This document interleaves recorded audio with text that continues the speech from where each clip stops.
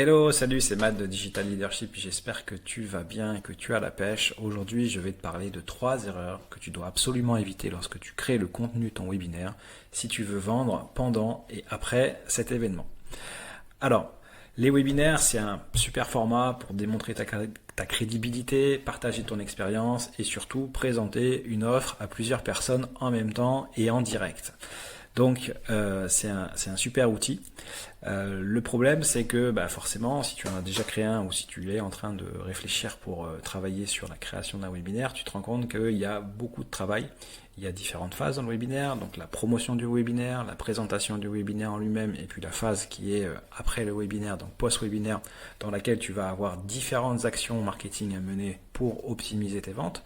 Tout ça, ça peut être réduit à zéro si lorsque tu crées ton contenu, tu fais les 3 erreurs que je vais te présenter dans quelques instants. Erreur numéro 1, délivrer trop d'informations pendant la phase de valeur ou la phase d'éducation lors de ton webinaire. Alors ça, cette erreur-là, je la vois souvent chez mes clients que j'accompagne en marketing ou dans les webinaires auxquels j'assiste à titre personnel. Tu vas peut-être faire partie de ces personnes qui se disent mais plus je vais en donner, plus je vais montrer ma valeur, plus je vais donner des super conseils et plus je vais vendre. Et en fait, le problème c'est la chose contraire qui se passe, c'est que plus tu donnes d'informations et plus tu donnes de choses qui sont précises, moins tu vas avoir de ventes. Puisque en fait les participants ils vont te dire merci pour ce webinaire, merci pour ta masterclass, c'était vraiment génial, j'ai appris des tonnes de trucs, c'était incroyable. Sauf que en fait les gens ils vont pas passer à l'action parce qu'avec ce qu'ils ont eu dans le webinaire, ils ont l'impression qu'ils ont déjà suffisamment de choses à faire ou à mettre en place. Ils ont déjà suffisamment d'éléments sur lesquels travailler et réfléchir pour résoudre leurs problématiques. Et ça, c'est parce que tu as donné, entre guillemets, trop de valeur au mauvais moment et au mauvais endroit. Donc l'idée, bien entendu, c'est d'utiliser cette partie de présentation de valeur et d'éducation du webinaire, qui est un moment stratégique dans le webinaire, de façon à créer le besoin de ton offre. C'est-à-dire que ce que tu vas enseigner, ça va naturellement créer un besoin. Et quand tu vas ensuite pivoter et basculer sur la présentation de ton offre, tu vas apporter une solution rapide, concrète et efficace aux besoins que tu as créés juste avant. Donc l'erreur classique, donner trop de valeur, présenter le mécanisme de ton offre, c'est-à-dire que dans ce que tu vas enseigner, tu vas soulever une problématique et puis tu vas dire avec le premier pilier pour résoudre ça, c'est ça, le deuxième pilier c'est ça, le troisième pilier c'est ça, et puis quand tu présentes ton offre, c'est tes 3 piliers qui sont ton accompagnement ou ta formation en ligne. Donc tu as déjà présenté entre guillemets ce que tu vas offrir dans la phase d'éducation, donc il n'y a plus d'intérêt et surtout tu n'as pas créé le besoin. Erreur numéro 2, donc c'est la suite de l'erreur numéro 1, c'est ne pas se laisser assez de temps à la fin de son webinaire pour vendre son offre. Donc quand tu passes trop de temps à faire de l'éducation, à faire de la présentation, à faire une introduction et que après tu présentes trop de valeur, il te reste peu de temps. Si tu as prévu un webinaire d'1 heure, tu vas te rendre compte que tu vas arriver au bout de 50 minutes et puis tu n'auras pas encore parlé de ton offre et que tu veux en plus te laisser un petit peu de temps pour traiter les questions et réponses parce que c'est ce que tu as annoncé quand les gens se sont inscrits à ton webinaire. Donc tu vas entrer dans une phase de vente à la vitesse de la lumière. Tu vas passer tes slides très rapidement, tu vas aller très vite sur ton contenu, sur ce qu'il y a dedans, éventuellement sur la présentation de tes bonus, et tu vas arriver enfin au moment où tu vas donner le prix.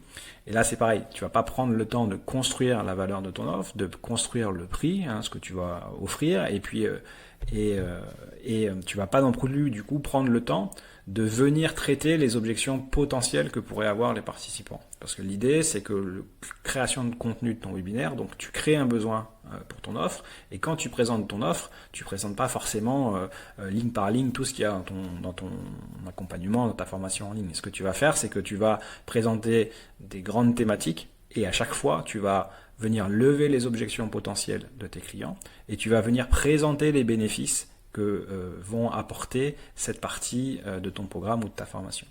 Donc c'est en présentant comme ça la phase de vente que tu vas pouvoir conserver l'intérêt des gens, que tu vas pouvoir venir lever les freins potentiels à l'achat et avoir de la conversion directement dans ton webinaire et dès que celui-ci va se terminer. Donc pour faire ça, comment on fait ?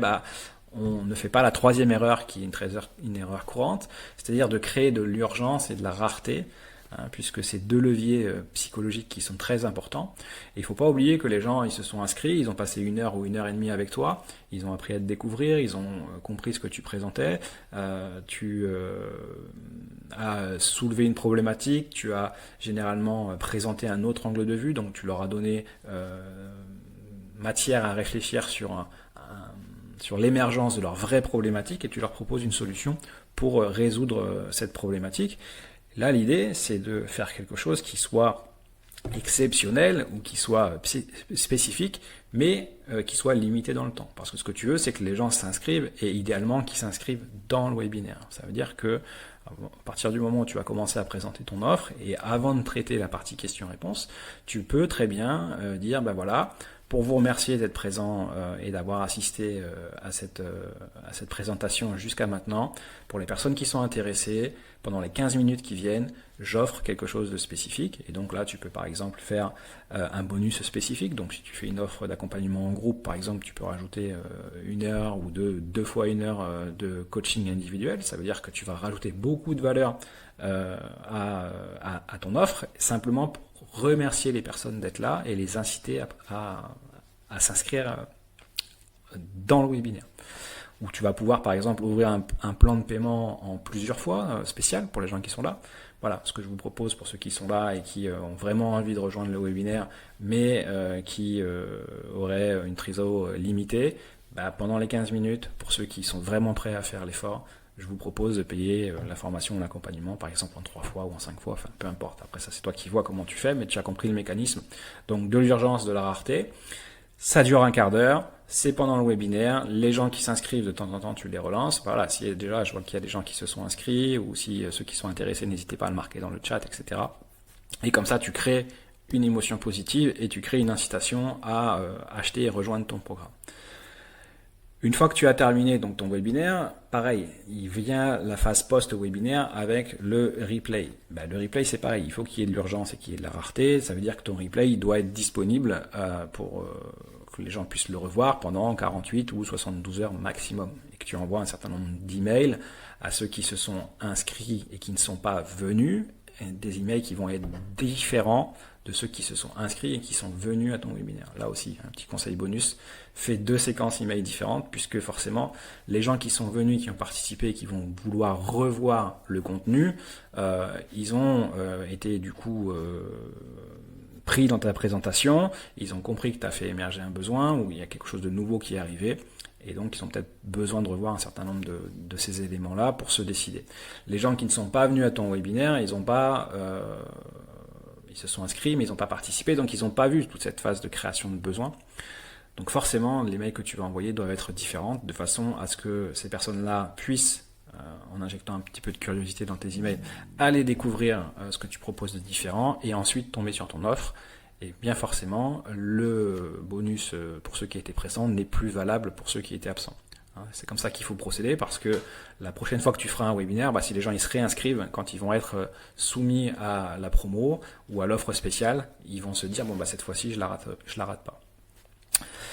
Voilà les 3 erreurs principales et courantes que certains font lorsqu'ils créent un webinaire et qui les empêchent de vendre pendant le webinaire et du coup de vendre aussi après le webinaire, puisque tu verras que tu auras un pic de vente pendant la phase de présentation de l'offre si tu l'as fait bien durant ton webinaire et juste avant la fin de la diffusion du replay, quand tu vas renvoyer un dernier email qui indiquera que le replay est encore disponible pendant quelques heures, sont les éléments généralement où on fait le plus de ventes. C'est aussi de cette façon-là qu'on arrive à construire des webinaires qui sont rentables, notamment si tu utilises de la publicité pour attirer des personnes et des inscrits. Donc forcément, tu as un coût d'inscription par participant et il faut que des gens viennent et restent juste à la fin du webinaire pour que tu puisses être rentable et donc recommencer ton webinaire régulièrement, toutes les semaines, tous les mois, 2 fois par mois, peu importe ta fréquence, mais il faut que tu connaisses tes chiffres pour pouvoir être rentable et forcément continuer à faire cet exercice. Je te dis à bientôt pour de nouvelles vidéos. J'espère que tout ce que tu as vu aujourd'hui t'a plu, t'a aidé. N'hésite pas à commenter si tu as des questions particulières et puis à t'abonner à mes emails Clarté si tu veux recevoir plus de conseils. À bientôt. Ciao.